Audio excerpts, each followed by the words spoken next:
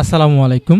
Photoshop expert হতে হলে আপনার অবশ্যই জানতে হবে ছোটোখাটো বিষয়গুলো। আমি আপনাদেরকে আজকে দেখাবো এক ক্লিকে স্ট্যাম্প সাইজ কীভাবে করবেন যে কোনো পাসপোর্ট ছবিকে। সেটা করতে হলে আমাদের এখানে উইন্ডোতে আসার পরে এখান থেকে অ্যাকশন ফাইল নিতে হবে। এই যে দেখুন, অ্যাকশনে ক্লিক করার পর এরকম একটি বক্স হবে।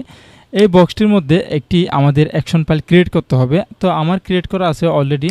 এই যে দেখুন, এটি হচ্ছে আমার অ্যাকশন ফাইল। এটি ড্র্যাগ করে ধরে আমি ফটোশপে নিয়ে আসলাম। আসার পর আমি এই বক্সের উপর ছেড়ে দিলাম। দেখুন আমার অ্যাকশন ফাইলটি এখানে অলরেডি রেডি হয়ে গেছে। তো আমি সেটি করার পরে এখানে দেখতে পাচ্ছেন এরো আইকন, এখানে ক্লিক করব। এখানে ক্লিক করার পরে আমি এই জায়গা থেকে একটু নিচের দিকে এসে বাটন মোড করে দেব। বাটন মোড করার পরে দেখতে পাবেন এটি একটা লেয়ার হয়ে গেছে।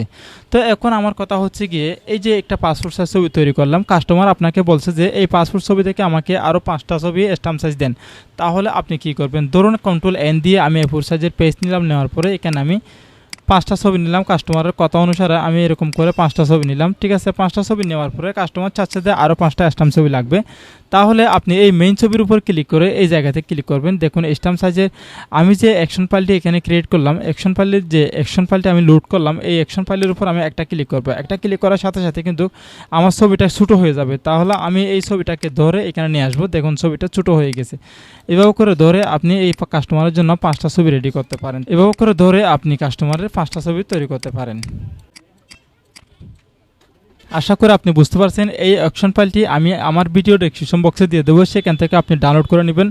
ডাউনলোড করার পর আমি যেভাবে ইনস্টল দিয়েছি সেভাবে করে আপনি ফটোশপে ইনস্টল করে নেবেন।